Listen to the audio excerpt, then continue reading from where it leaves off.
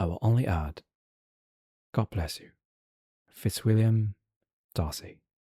Shh. Time for bed.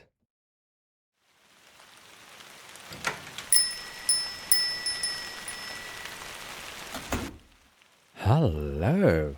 Look who it is. You are here again. Nice to see you tonight. Oh dear, you're soaked. Let me take your bag and jacket first.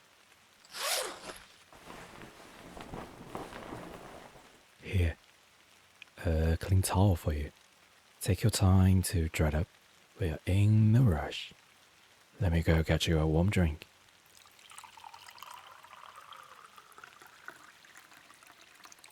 Would you like some honey in it? Good choice. I'll add a tiny spoon of it, so it won't be too overpowering.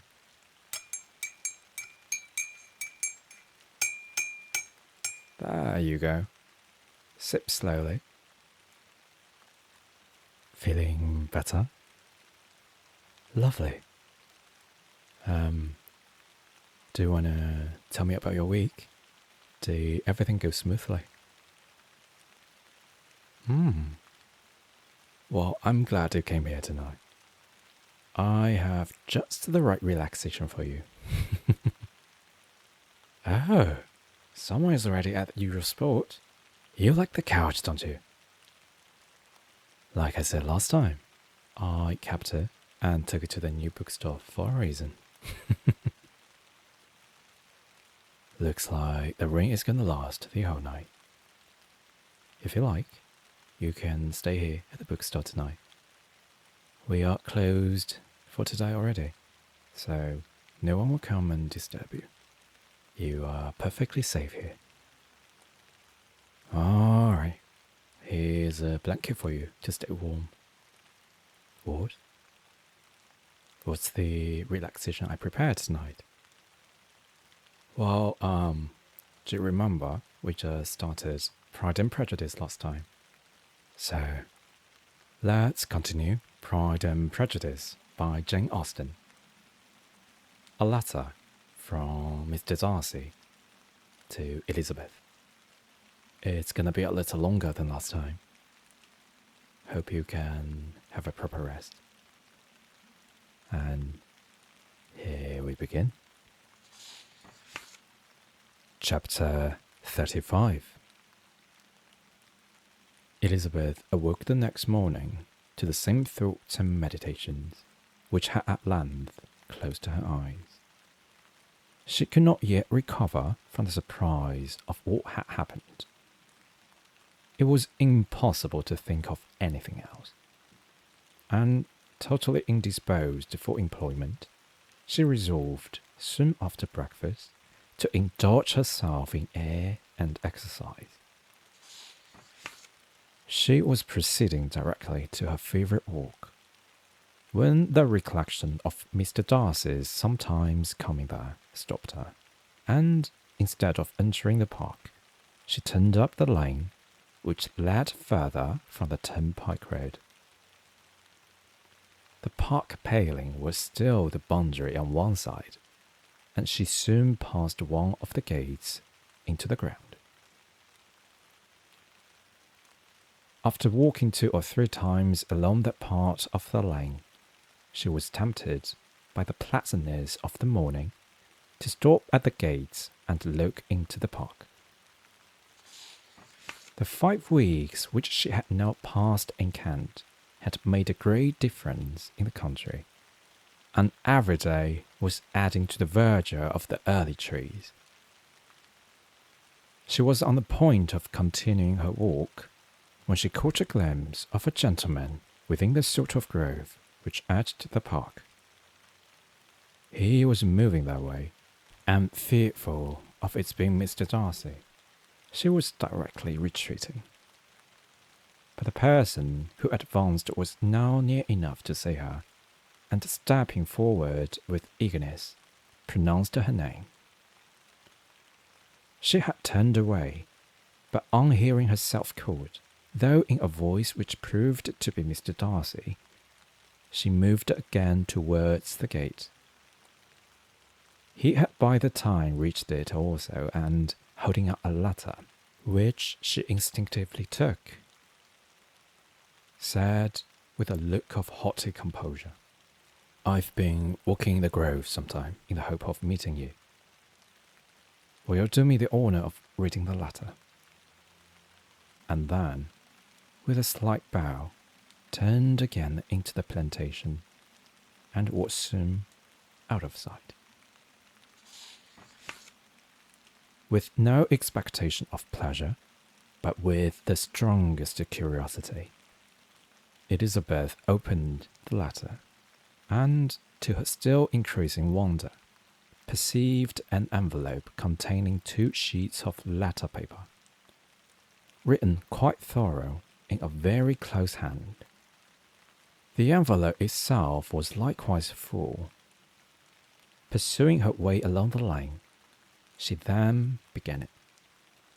It was dated from Rosings at 8 o'clock in the morning, and was as follows. "Be not alarmed, madam, on receiving this letter, by the comprehension of this containing any repetition of those sentiments, or renewal of those offers which were last night so disgusting to you. I rise without any intention of paining you, or humbling myself, by dwelling on wishes which, for the happiness of both, cannot be too soon forgotten. And the effort which the formation and the perusal of this letter must occasion should have been spared, had not my character required it to be written and read. You must, therefore, pardon the freedom within which I demand your attention. Your feelings, I know, what bestowed it unwillingly, but I demand it of your justice.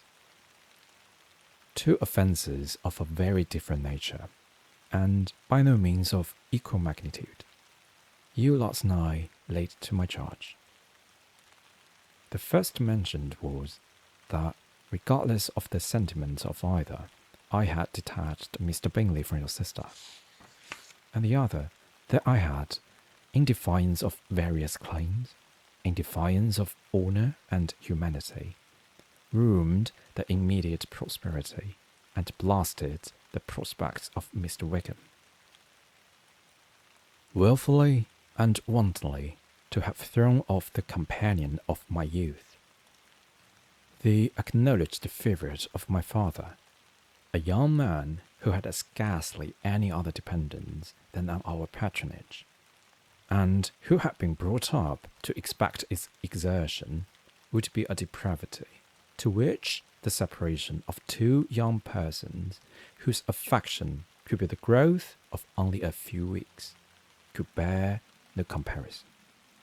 But from the severity of the blame which was last night so liberally bestowed, respecting each circumstance, I shall hope to be in the future secured, when the following account of my actions and their motives has been read. If, in the explanation of them, which is due to myself, I am under the necessity of relating feelings which may be offensive to yours, I can only say that I am sorry. The necessity must be obeyed, and a further apology will be absurd. I had not been long in Hertfordshire before I saw, in common with others, that Bingley preferred your elder sister to any other young woman in the country. But it was not till the evening of the dance at Netherfield that I had any comprehension of his feeling a serious attachment. I had often seen him in love before. At the ball, while I had the honour of dancing with you, I was first made acquainted by Sir William Lucas's accidental information that Bingley's attentions to your sister had given rise to a general expectation of their marriage. He spoke of it as a certain event, of which the time alone could be undecided. From the moment, I observed my friend's behaviour attentively, and I could then perceive that his partiality for Miss Bennet was beyond what I had ever witnessed in him. Your sister I also watched. Her look and manners were open, cheerful, and engaging as ever, but without any symptom of peculiar regard. And I remain convinced from the event's scrutiny that though she received his attentions with pleasure, she did not invite them by any participation of sentiment. If you have not been mistaken here, I must have been in error. Your superior knowledge of your sister must make the latter probable. If it be so, if I have been misled by such error to inflict pain on her, your resentment has not been unreasonable.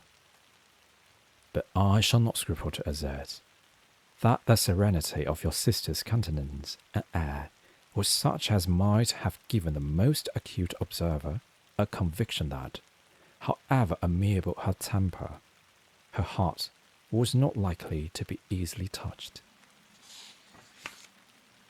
That I was desirous of believing her indifferent is certain, but I will venture to say that my investigation and decisions are not usually influenced by my hopes or fears. I did not believe her to be indifferent because I wished it. I believed it on my impartial conviction as truly as I wished it in reason. My objections to the marriage were not merely those which I last now acknowledged to have the utmost force of passion to put aside in my own case. The want of connection could not be so great an evil to my friend as to me. But there were other causes of repugnance. Causes which, though still existing, and existing to an equal degree in both instances, I had myself endeavoured to forget, because they were not immediately before me. These causes must be stated, though briefly. The situation of your mother's family, though objectionable, was nothing in comparison to the total want of propriety so frequently, so almost uniformly betrayed by herself, by your 3 younger sisters, and occasionally even by your father. Pardon me, it pains me to offend you, but amidst your concern for the defects of your nearest relations, and your displeasure at this representation of them, let it give you consolation to consider that, to have conducted yourselves so as to avoid any share of the like censure, is praise no less generally bestowed on you and your elder sister, than it is honourable to the sense and disposition of both. I will only say further that from all passed that evening, my opinion of all parties was confirmed, and every inducement heightened which could have led me before to preserve my friend from what I esteemed a most unhappy connection. He left Netherfield for London on the day following, as you, I am certain, remember, with the design of soon returning. The part which I acted is now to be explained. His sister's uneasiness had been equally excited with my own. Our coincidence of feeling was soon discovered, and alike sensible that no time was to be lost in detaching their brother, we surely resolved on joining him directly in London. We accordingly went, and there I readily engaged in the office of pointing out to my friend the certain evils of such a choice. I described and enforced them earnestly. But, however this remonstrance might have staggered or delayed his determination, I do not suppose that you ultimately have prevented the marriage, had it not been seconded by the assurance that I hesitated not in giving of your sister's indifference.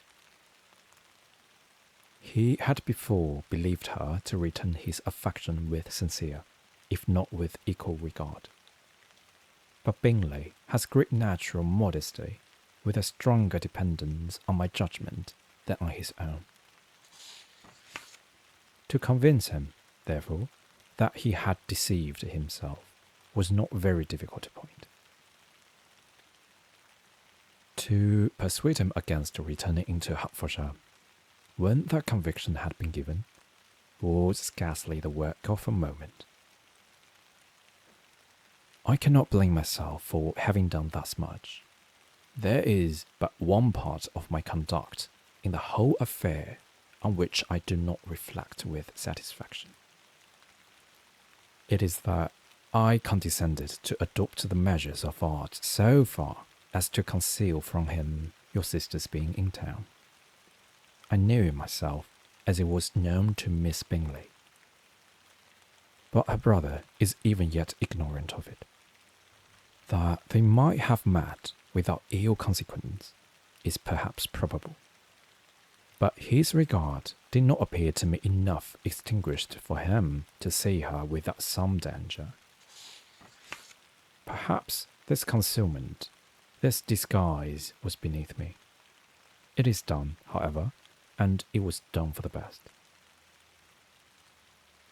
On this subject, I have nothing more to say, no other apology to offer. If I have wounded your sister's feelings, it was unknowingly done, and though the motives which governed me may to you very naturally appear insufficient, I have not yet learned to condemn them. With respect to the other, more weighty accusation of having injured Mr. Wickham, I can only refute it by laying before you the whole of his connection with my family. Of all he has particularly accused me, I am ignorant, but of the truth of all I shall relate, I can summon more than one witness of undoubted veracity. Mr. Wickham is the son of a very respectable man, who had for many years the management of all the Pemberley estates, and whose good conduct in the discharge of his trust naturally inclined my father to be of service to him. And on George Wickham, who was his godson, his kindness was therefore liberally bestowed. My father supported him at school, and afterwards at Cambridge, most important assistance as his own father, always poor from the extravagance of his wife, which have been unable to give him a gentleman's education. My father was not only fond of this young man's society, whose manner were always engaging, he had also the highest opinion of him, and hoping the church would be his profession, intended to provide for him in it. As for myself, it is many, many years since I first began to think of him in a very different manner. The vicious propensities, the want of principle, which he was careful to guard from the knowledge of his best friend, could not escape the observation of a young man of nearly the same age with himself, and who had opportunities of seeing him in unguarded moments, which Mr. Darcy could not have. He, again, shall give you pain, to what degree you only can tell. But whatever may be the sentiments which Mr. Wickham has created, a suspicion of that nature shall not prevent me from unfolding his real character. It adds even another motive. My excellent father died about 5 years ago, and his attachment to Mr. Wickham was to the last so steady that in his will he particularly recommended it to me, to promote his advancement in the best manner that his profession might allow. And if he took orders, desired that a valuable family living might be his, as soon as it became vacant. There was also a legacy of £1,000. His own father did not long survive mine, and within half a year from those events, Mr. Wickham wrote to inform me that, Having finally resolved against taking orders, he hoped I should not think it unreasonable for him to expect some more immediate pecuniary advantage in lieu of the preferment by which he could not be benefited. He had some intention, he added, of studying law, and I must be aware that the interest of £1,000 would be a very insufficient support therein. I rather wished than believed him to be sincere, but at any rate was perfectly ready to accede to his proposal. I knew that Mr. Wickham ought not to be a clergyman. The business was therefore soon settled. He resigned all claim to assistance in the church. Were it possible that he could ever be in a situation to receive it, and accepted in return £3,000. All connection between us seemed now dissolved. I thought too ill of him to invite him to Pemberley, or admit his society in town. In town, I believe he chiefly lived. But his studying the law was a mere pretence, and being now free from all restraint, his life was a life of idleness and dissipation. For about 3 years I heard little of him, but on the decease of the incumbent of the living which had been designed for him, he applied to me again by letter for the presentation. His circumstances, he assured me, and I had no difficulty in believing it, were exceedingly bad. He had found the law a most unprofitable study, and was now absolutely resolved on being ordained, if I would present him to be the living in question, of which he trusted there could be little doubt, as he was well assured that I had no other person to provide for, and I could not have forgotten my revered father's intentions. You will heartily blame me for refusing to comply with this entreaty, or for resisting every repetition to it.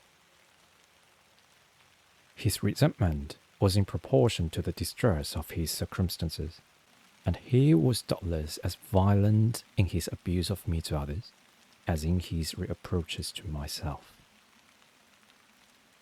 After this period, every appearance of acquaintance was dropped. How he lived, I know not, but last summer he was again most painfully obtruded on my notice. I must now mention a circumstance which I would wish to forget myself, and which no obligation less than the present should induce me to unfold to any human being. Having said thus much, I felt no doubt of your secrecy. My sister, who is more than 10 years my junior, was left to the guardianship of my mother's nephew, Colonel Fitzwilliam, and myself.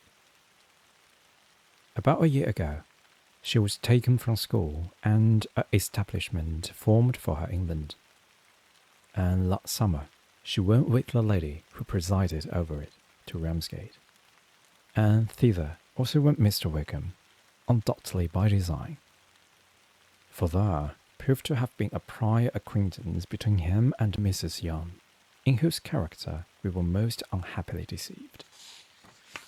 And by her connivance and aid, he so far recommended himself to Georgiana, whose affectionate heart retained a strong impression of his kindness to her as a child, that she was persuaded to believe herself in love, and to consent to an elopement. She was then but 15, which must be her excuse, and after stating her imprudence, I am happy to add that I owe the knowledge of it to herself. I joined them unexpectedly a day or two before the intended elopement, and then Georgiana, unable to support the idea of grieving and offending a brother whom she almost looked up to as a father, acknowledged the whole to me. You may imagine what I felt and how I acted. Regard for my sister's credit and feelings prevented any public exposure. But I wrote to Mr. Wickham, who left the place immediately, and Mrs. Yan was of course removed from her charge. Mr. Wickham's chief object was unquestionably my sister's fortune, which is £30,000. But I cannot help supposing that the hope of revenging himself on me was a strong inducement. His revenge would have been complete, indeed. This, madam, is a faithful narrative of every event in which we have been concerned together. And if you do not absolutely reject it as false, you will, I hope, acquit me henceforth of cruelty towards Mr. Wickham. I know not in what manner, under what form of falsehood he had imposed on you, but his success is not perhaps to be wondered at.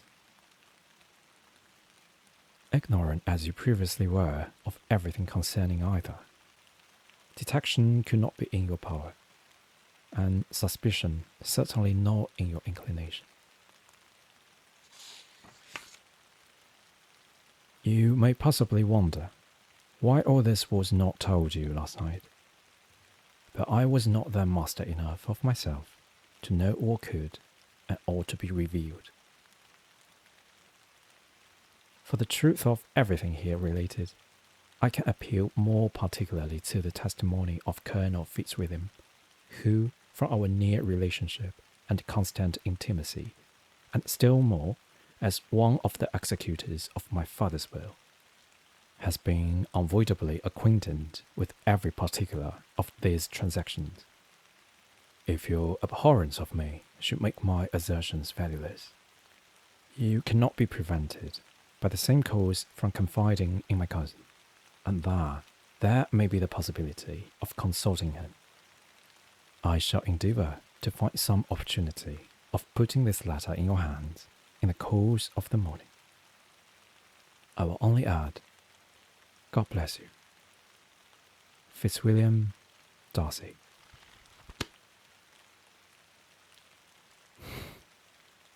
Looks like someone is asleep already. I'm glad you find this place safe and cozy this day. You have had an exhausting week, so just rest now. Sleep tight. Good night.